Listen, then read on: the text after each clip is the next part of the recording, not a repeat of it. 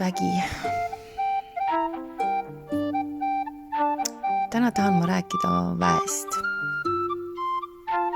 Teemast, mille olen enda sees ise lahti mõtestanud.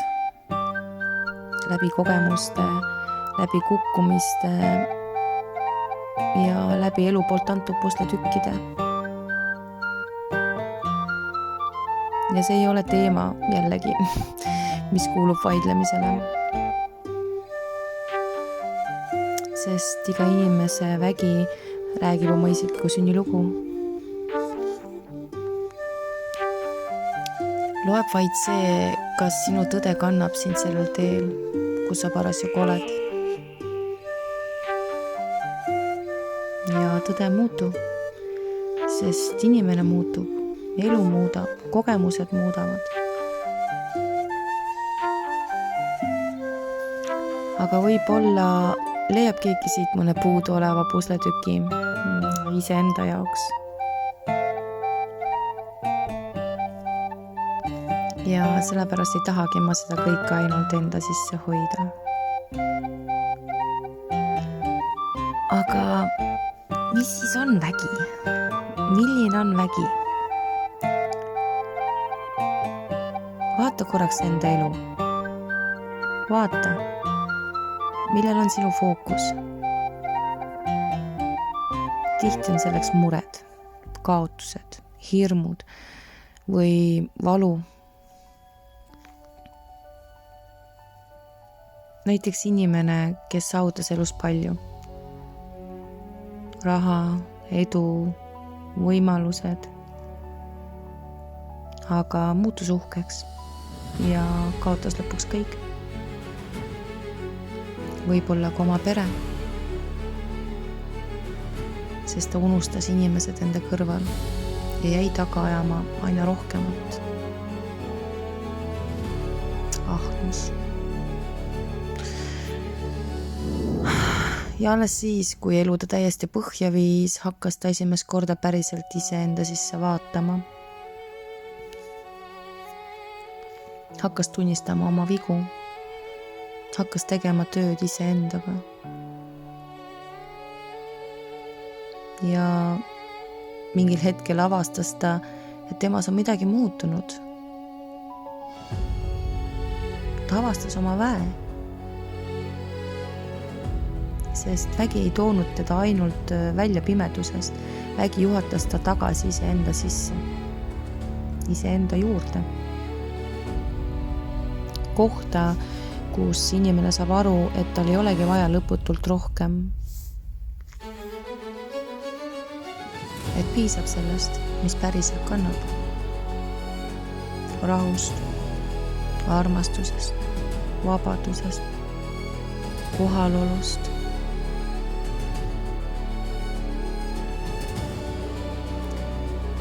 Vägi aitab sul luua uut elu, aga mitte läbi ahnuse või tõestamise. Vaid läbi teadlikkuse. Ja lõpuks viib vägi alati armastuseni. Armastus on tema kõige sügavam suund.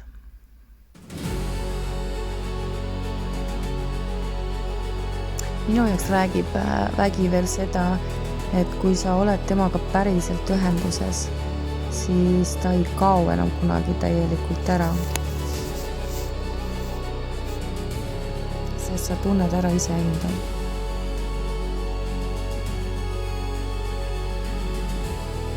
On küsitud, kuidas teha vägi enda omaks.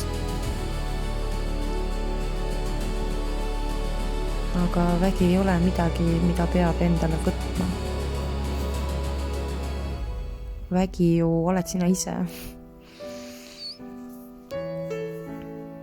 Ta on olnud sinust sünniks saadik. Vaikne, peidus, ootamas hetke, mil sa teda lõpuks tunnistad. Tunnetad. Ja kui sa ütled talle jah, hakkab ta sinust kasvama. Vägi ei ole sinust väljaspool ja sa ei saa kellegi teise väge päriselt enda omaks teha. Sa ei leia väge maast, metsast ega mõne teise inimese seest. Kõik, mida sa väljast otsid, puudutab tegelikult midagi, mis juba elab sinus olemasolevana. Loodus, loomad, puud, linnud, putukad. Nad ei anna sulle väge juurde. Nad lihtsalt aitavad sul meenutada seda, mis sinus juba olemas on.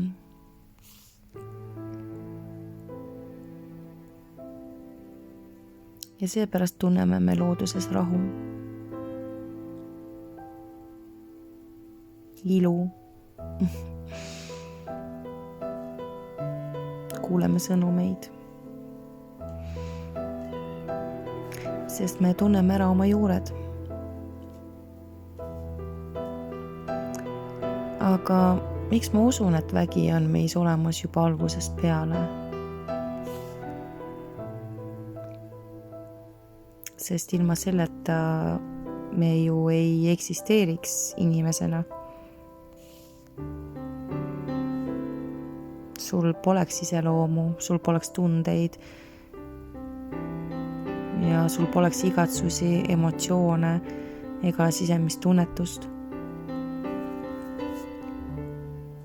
Iga omaduse taga elab mingi vägi. Ka viha taga on vägi. Ka uhkuse taga on vägi.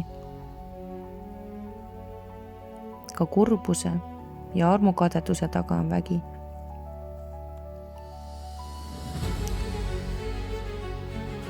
Aga samamoodi on vägi armastuse taga, õrnuse taga, kaastunde taga, loomise taga, rõõmu taga. Vägi ei ole ainult valgus. Vägi on tegelikult elu ise. Ja küsimus on selles, kuidas inimene seda kasutab ja kuhu ta laseb sellel ennast juhtida. Ja vahel annab vägi endast eriti tugevalt märku läbi selle, mida sa armastad teha. Kui on midagi, milles sa oled loomulikult tugev, midagi, mis kutsub sind sügavalt, midagi, mida tahad sa, mida tehes sa tunned ennast elusana.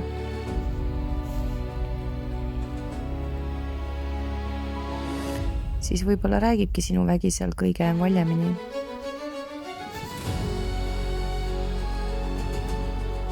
Mõni inimene tunneb taimu. Ta mõistab loodust sügavalt.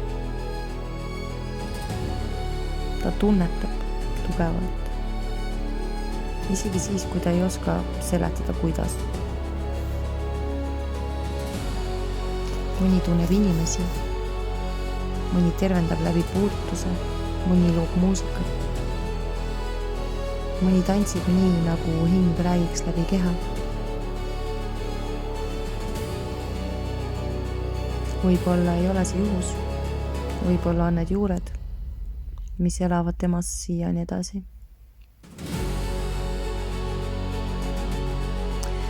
Võib-olla sellepärast tunnemegi vahel nii sügavat sidet loodusega, metsaga, veega, loomadega, tuulega ja nii edasi. Nagu miski meis mäletaks.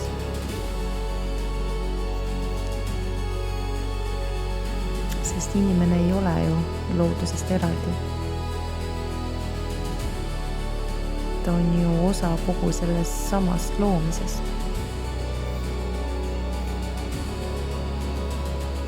Ja vahel on tunne, et meie keha kannab siiani muistseid jälgi. Meie hambad ju meenutavad kihvu. Meie selgroo lõpus on sabakont, ehk siis meil võisid olla sabad. Me sirutame käsi nagu tiibu. meie silmad ja pilgud muutuvad koos tunnetega. Mõni inimene liigub pehmelt nagu kass. Mõni kannab hundi vaikust, mõni linnu vabadust.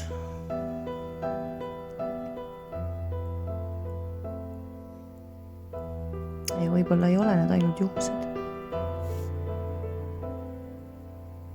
Võib-olla elavad meis edasi mälestused kõigest sellest, millest elu on läbi aegade koosnenud.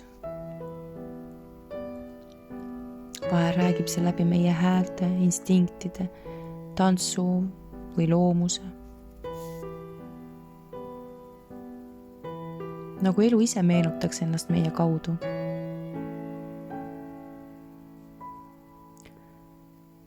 Ma olen õppinud ka seda, et vastuseid ei pea alati kohe saama. Mõni vastus vajab aega, vaikust, küpsemist. Ja kui inimene päriselt küsib iseenda sees, siis vastused lõpuks tulevad.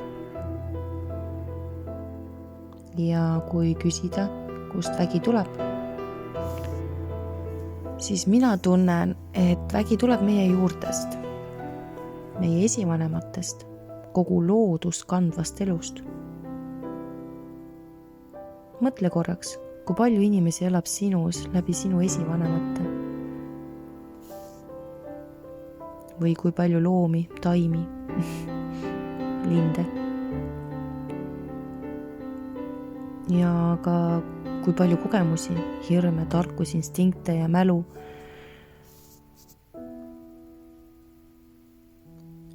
Võib-olla meie keha mäletab rohkem, kui meie mõistus mõistab. Meie hääl, meie pilk, meie liikumine, meie tants, meie instinktid.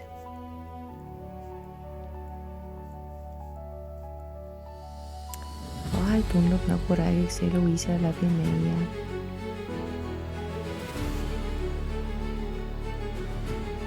Ja ehk ongi vägi lõpuks lihtsalt mäletamine. Mäletamine, kes sa oled. Enne hirme, rolle ja maske.